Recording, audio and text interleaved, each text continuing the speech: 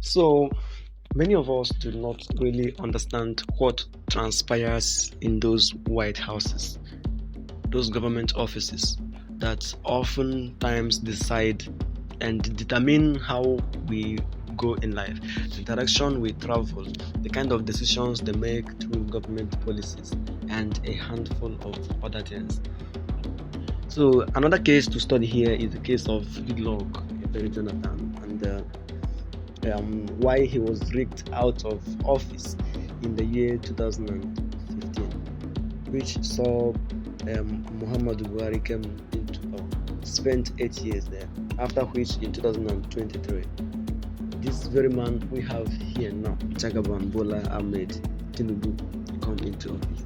So, in his own words, he said that many people call him a weak man because he allowed peace to reign, since his ambition was not worth the blood of his countrymen, women, and children.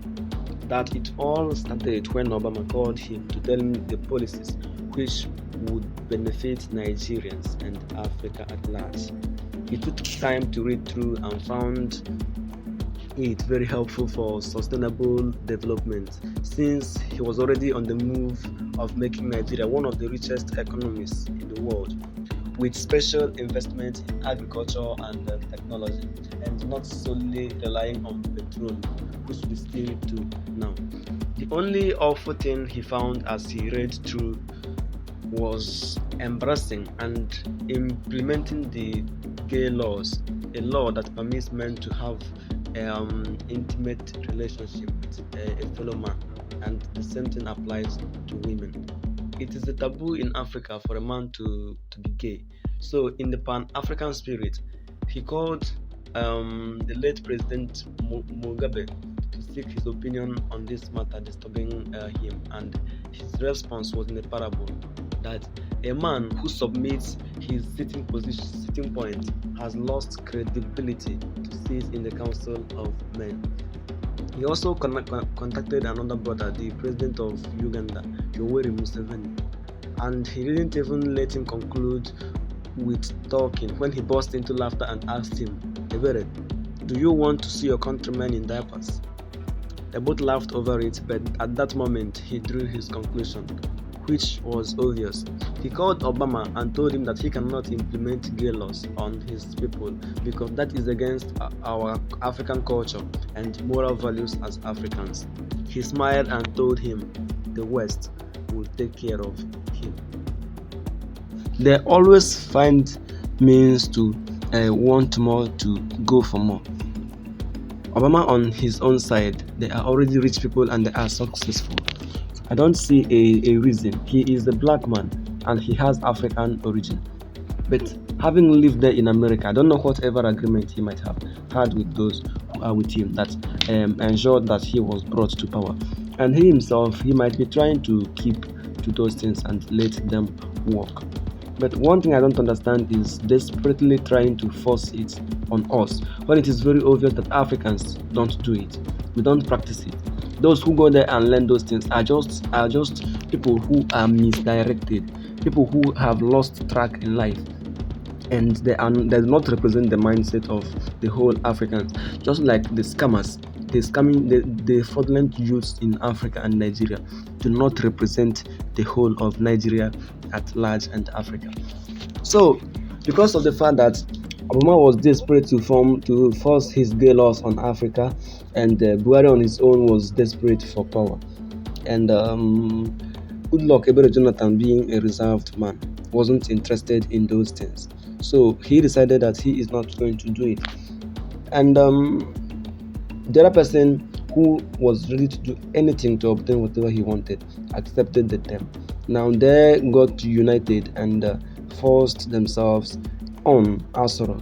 And in order to avoid violence and bloodshed, he decided to vacate Asoro for them. And that was how the man came into power.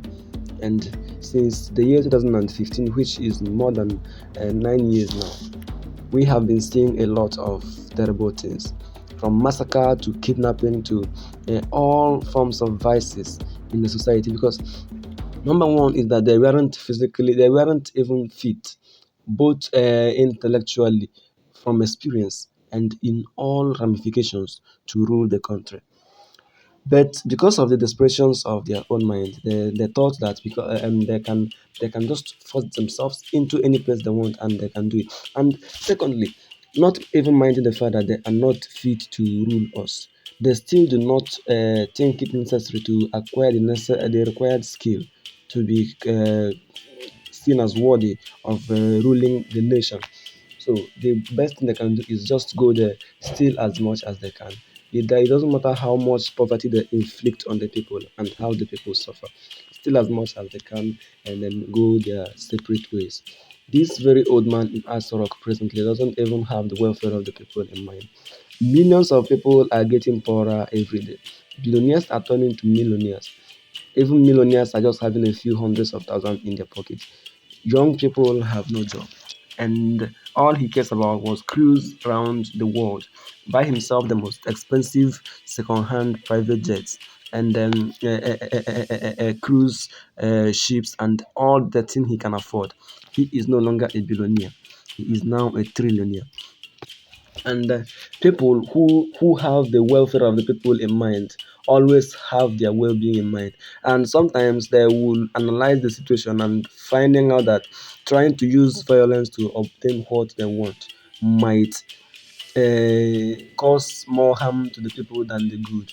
And to avoid loss of human lives, some of the things that they have achieved, which is even their rightfully deserved mandate. For example, Mr. Gregory Peter Obi, who won the 2023 election from a landslide. I don't know how they put it. He won everything, and it was very staring clear how he was rigged. The election was rigged, and there was no prosecuting justice system in the country to work on it. So we are still suffering and paying for the same crime that we do not commit.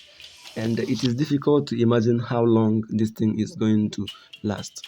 The problem is that even the one who was trying to force gay rights and gay laws on Africa, he still did not succeed because the person he was the people he is talking about do not have interest in his mandate, did not have interest in his whatever he was trying to do. And it didn't even take a few years before he left office, and then Donald Trump came in, and the man on himself wasn't even interested in those who are Bali. So I would like you to follow us and listen to more we have to say. As time goes on, we would explain a lot of this and then understand where the future of Africa is going.